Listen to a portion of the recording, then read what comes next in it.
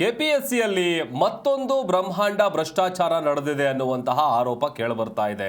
ಪಶುವೈದ್ಯಾಧಿಕಾರಿ 400 ಹುದ್ದೆಗಳಲ್ಲಿ ಅಕ್ರಮ ಎಸಗಲಾಗಿದೆ ಅನ್ನುವಂತಹ ಗಂಭೀರ ಆರೋಪ ಕೇಳಿಬರ್ತಾ ಇದೆ. ಅದರಲ್ಲೂ ಒಂದು ಹುದ್ದೆಗೆ ಸುಮಾರು 70 ಲಕ್ಷ ರೂಪಾಯಿ ಡಿಮ್ಯಾಂಡ್ ಇಡಲಾಗಿತ್ತು ಅನ್ನುವಂಥ ಗಂಭೀರ ಆರೋಪ ಇದು.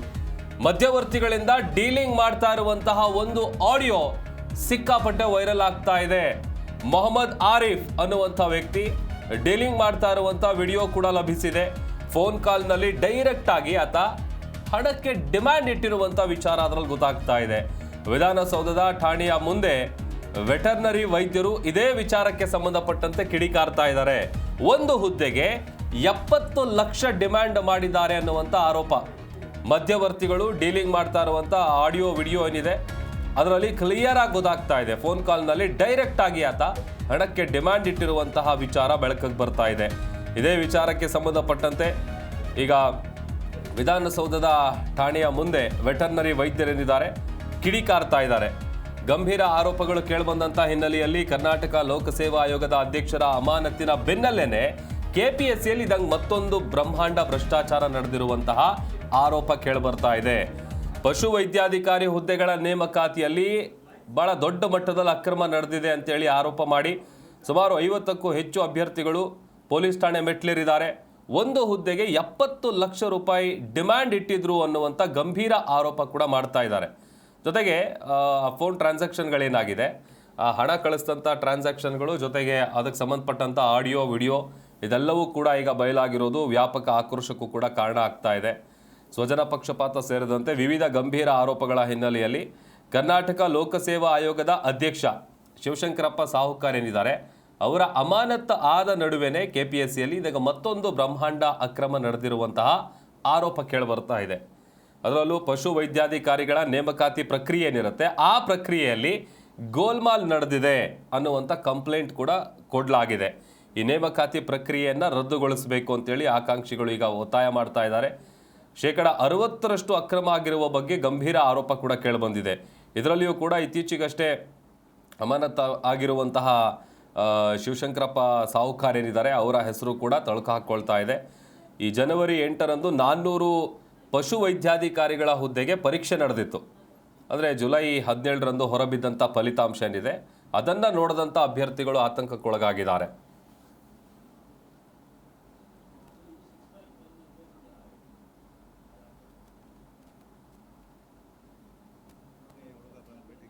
ಹಾಂ ಸರ್, ಹೇಳಿದಾನೆ ಎಲ್ಲ ಕರೆಕ್ಟಾಗಿ.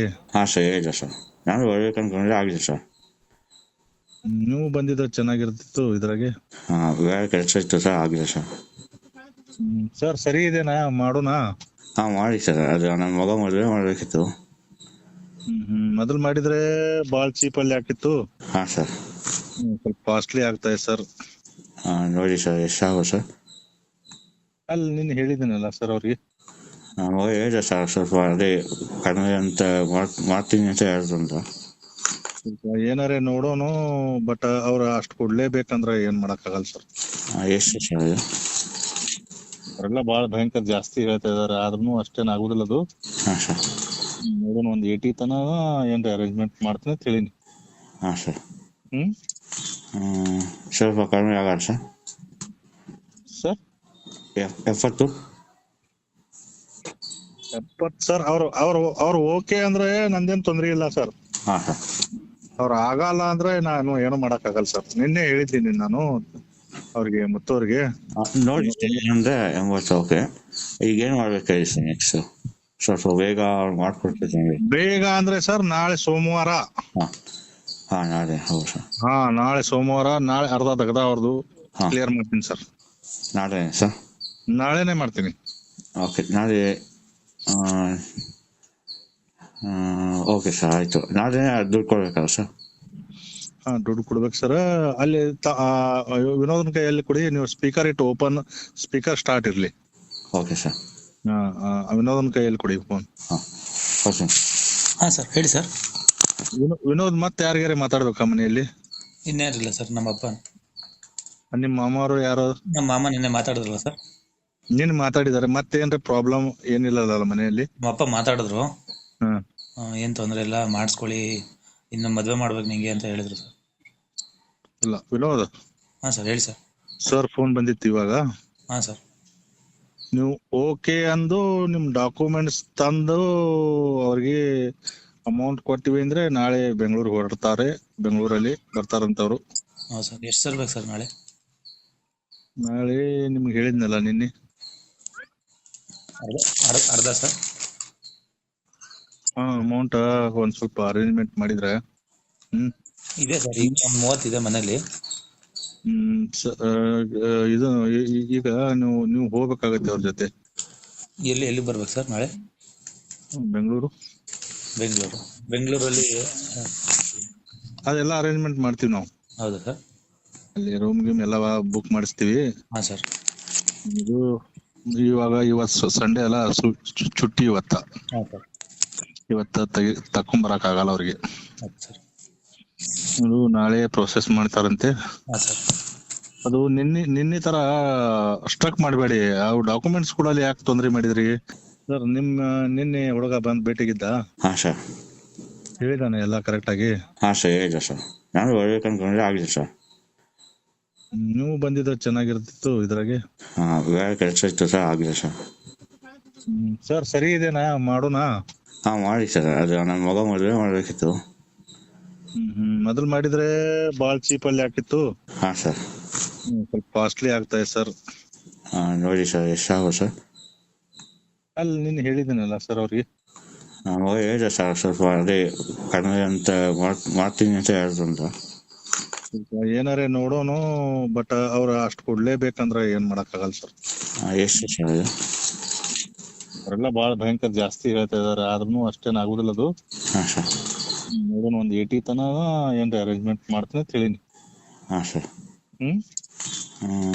ಸ್ವಲ್ಪ ಕಡಿಮೆ ಆಗಲ್ಲ ಸರ್? Sir 70 sir. ಅವ್ರು ಓಕೆ ಅಂದ್ರೆ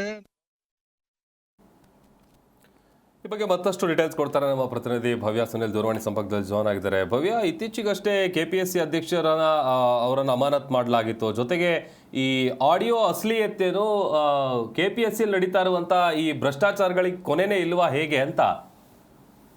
ಈಗಾಗಲೇ ಇದಕ್ಕೆ ಸಂಬಂಧಪಟ್ಟಂತೆ ಹೈಕೋರ್ಟ್ ಅಲ್ಲಿ ಕೂಡ ರಿಟ್ ಅರ್ಜಿ ಕೂಡ ಸಲ್ಲಿಕೆ ಆಗಿರುವಂತದ್ದು. ಇದಕ್ಕೆ ಸಂಬಂಧಪಟ್ಟಂತೆ ಈಗಾಗಲೇ ಅರ್ಜಿ ಕೂಡ ವಿಚಾರಣೆ ನಡೀತಾ ಇರುವಂತದ್ದು. ಪ್ರಮುಖವಾಗಿ ಇವತ್ತು KPSC ಅಲ್ಲಿ ಮತ್ತೊಂದು ಹಗರಣ ನಡೀತಾ ಅನ್ನೋ ಪ್ರಶ್ನೆ ಕೂಡ ಉದ್ಭವ ಆಗಿರುವಂತದ್ದು. ಒಂದು ಹುದ್ದೆಗೆ 80 ಲಕ್ಷ ಅಂದ್ರೆ 400 ಹುದ್ದೆ 60% ಗೋಲ್ಮಾಲ್ ಆರೋಪ ಕೂಡ ಕೇಳಿ ಬಂದಿರುವಂತದ್ದು. ಜುಲೈ 17ರಂದು ಫಲಿತಾಂಶ ಬಂದ ಬಳಿಕ ಈ ಒಂದು ವಿಚಾರ ಕೂಡ ತಿಳಿದೇಳಿರುವಂತದ್ದು. ಸೊ ಆಕಾಂಕ್ಷಿಗಳ ಆರೋಪ ಪ್ರಮುಖವಾಗಿ ಏನಂದ್ರೆ, ಇಡೀ ನೇಮಕಾತಿ ಪ್ರಕ್ರಿಯೆಯಲ್ಲಿ 60% ಅಷ್ಟು ಅಕ್ರಮ ಆಗಿದೆ. ಇತ್ತೀಚೆಗೆ ಅಮಾನತಾದಂತಹ KPSC ಸದಸ್ಯ ಶಿವಶಂಕರಪ್ಪ ಸಾಹುಕಾರ್ ಸೇರಿ ಹಲವು ಸದಸ್ಯರು ಇದರಲ್ಲಿ ಭಾಗಿಯಾಗಿದ್ದಾರೆ. ಅಂದ್ರೆ ಪ್ರಮುಖವಾಗಿ ಆಡಿಯೋನ ಕೂಡ ವಿದ್ಯಾರ್ಥಿಗಳು ಬಿಡುಗಡೆ ಮಾಡಿರುವಂತದ್ದು. ಅಭ್ಯರ್ಥಿಗಳಿಗೆ ನೇರವಾಗಿ ಕರೆ ಮಾಡಿ ದುಡ್ಡು ಕೊಡಿ, ಜಾಬ್ ಕೊಡಿಸ್ತೀವಿ ಅಂತ ಆಡಿಯೋದಲ್ಲಿ ಡಿಮ್ಯಾಂಡ್ ಮಾಡುವಂತಹ ವಿಚಾರ. ಅಂದ್ರೆ ಪ್ರಮುಖವಾಗಿ ಅಂತಿಮ ಪಟ್ಟಿ ಪ್ರಕಟ ಮಾಡಲು 80 ಲಕ್ಷಕ್ಕೆ ಬೇಡಿಕೆಯನ್ನ ಕೂಡ ಇಟ್ಟಿದ್ದಾರೆ. ಸೊ ಆಡಿಯೋ ಆಗಿರ್ಬೋದು, ಫೋಟೋಗಳನ್ನ ಕೂಡ ವಿದ್ಯಾರ್ಥಿಗಳು ವಿಧಾನಸೌಧ ಪೊಲೀಸ್ ಠಾಣೆಗೆ ಕೂಡ ಕೊಟ್ಟಿರುವಂತದ್ದು. ಪ್ರಮುಖವಾಗಿ ಈಗಾಗಲೇ ಈ ಪ್ರಕರಣದಲ್ಲಿ ಬಹಳಷ್ಟು ಜನ ಭಾಗಿಯಾಗಿದ್ದಾರೆ ಅನ್ನೋದು ಈಗಾಗಲೇ ಮೇಲ್ನೋಟಕ್ಕೆ ಕಂಡು ಬರ್ತಾ ಇದೆ. ಹಾಗೇನೆ ಅಧಿಕಾರಿಗಳು ಯಾವ ರೀತಿ ದುಡ್ಡಿಗೆ ಡಿಮ್ಯಾಂಡ್ ಅನ್ನ ಮಾಡ್ತಾ ಇದ್ದಾರೆ ಅನ್ನೋದಕ್ಕೆ ಪೂರಕ ಸಾಕ್ಷುವಂತೆ ಈಗಾಗಲೇ ವಿಡಿಯೋ ಕೂಡ ವೈರಲ್ ಆಗ್ತಾ ಇರುವಂತದ್ದು. ಸೊ ಎಲ್ಲೋ ಒಂದು ಕಡೆ 400 ಮಂದಿ ಭವಿಷ್ಯ ಏನಾಗುತ್ತೆ, ಇಡೀ ಪ್ರಕ್ರಿಯೆ ರದ್ದಾಗುತ್ತೆ ಅನ್ನೋ ಪ್ರಶ್ನೆ ಕೂಡ ಇಲ್ಲಿ ಉದ್ಭವ ಆಗಿರುವಂತದ್ದು. ಸದ್ಯ ವಿಧಾನಸೌಧ ಪೊಲೀಸ್ ಠಾಣೆಗೆ ದೂರನ್ನ ಕೂಡ ವಿದ್ಯಾರ್ಥಿಗಳು ಕೊಟ್ಟಿದ್ದಾರೆ. ಸೊ ಇದಕ್ಕೆ ಸಂಬಂಧಪಟ್ಟಂತೆ ಯಾವ ರೀತಿ ಪೊಲೀಸರು ತನಿಖೆಯನ್ನ ನಡೆಸ್ತಾರೆ ಅನ್ನೋದು ಕೂಡ ಇಲ್ಲಿ ಪ್ರಮುಖವಾಗಿರುವಂತದ್ದು. ಈಗಾಗಲೇ ಈ ಹಿಂದೆ ಕೂಡ KPSC ಅಲ್ಲಿ ಇದೇ ತರ ಪ್ರತಿ ಬಾರಿ ಭ್ರಷ್ಟಾಚಾರ ಆರೋಪ ಕೇಳಿ ಬರ್ತಾ ಇರುವಂತದ್ದು. ಬಟ್ ಸೂಕ್ತವಾದಂತಹ ಕ್ರಮವನ್ನ ಯಾಕೆ ಕೈಗೊಳ್ತಾ ಇಲ್ಲ ಅನ್ನೋ ಪ್ರಶ್ನೆ ಕೂಡ ವಿದ್ಯಾರ್ಥಿಗಳು ಕೇಳ್ತಾ ಇರುವಂತದ್ದು. ಪ್ರಭು, ಪದೇ ಪದೇ KPSC ಈ ತರದ ಎಡವಟ್ಟುಗಳು ಆಗ್ತಾ ಇದ್ರು ಕೂಡ ಯಾಕೆ ಎಚ್ಚೆತ್ಕೊಳ್ತಾ ಇಲ್ಲ ಅಂತ?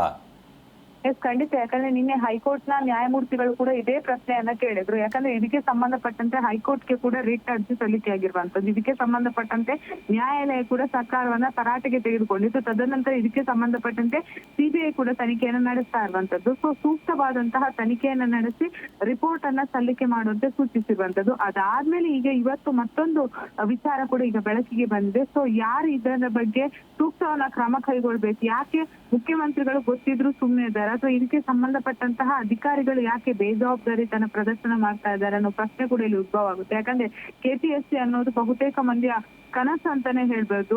ಇಲ್ಲಿ ಪಶು ವೈದ್ಯಾಧಿಕಾರಿ ನೇಮಕ ಮಾತ್ರವಲ್ಲದೆ ಬೇರೆ ಬೇರೆ ಎಕ್ಸಾಮ್ ಅಲ್ಲಿ ಕೂಡ ಇದೇ ರೀತಿಯಾದಂತಹ ಆರೋಪಗಳು ಕೇಳಿ ಬರ್ತಾ ಇರುವಂತದ್ದು. ಒಂದು ಹುದ್ದೆಯನ್ನ 80 ಲಕ್ಷ ಈ ರೀತಿ ಅಂದ್ರೆ ಗೋಲ್ಮಾಲ್ ಮಾಡ್ತಾ ಇದ್ದಾರೆ. ಅಂದ್ರೆ ಕಷ್ಟಪಟ್ಟು ಓದಿದಂತಹ ವಿದ್ಯಾರ್ಥಿಗಳು ಹಣ ಕೊಟ್ಟು ಅಂದ್ರೆ ಕೆಲಸವನ್ನ ಗಿಟ್ಟಿಸ್ಕೊಳ್ಬೇಕನ್ನೋ ಪ್ರಶ್ನೆ ಕೂಡ ಇಲ್ಲಿ ಉದ್ಭವ ಆಗುತ್ತೆ. ಬಟ್ ಇವತ್ತು ವಿಧಾನಸೌಧ ಬಳಿ ಬಂದಂತಹ ವಿದ್ಯಾರ್ಥಿಗಳು ಇದೇ ಪ್ರಶ್ನೆಯನ್ನ ಕೇಳ್ತಾ ಇದ್ರು, ನಮ್ಮ ಭವಿಷ್ಯ ಏನಾಗ್ತಿದೆ ಅನ್ನೋ ಪ್ರಶ್ನೆಯನ್ನ ಕೂಡ ಕೇಳ್ತಾ ಇದ್ದಿತ್ತು ಪ್ರಭು.